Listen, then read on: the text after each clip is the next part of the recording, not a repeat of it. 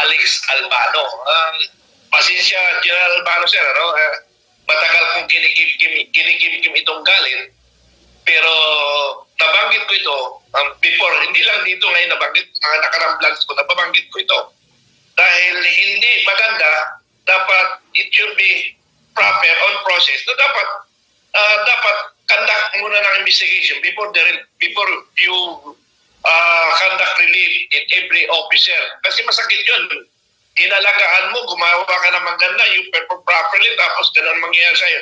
Kaya, pati yung 7 officer na binasa ko yung mga pangalan, ang iba nakakasama ko yun.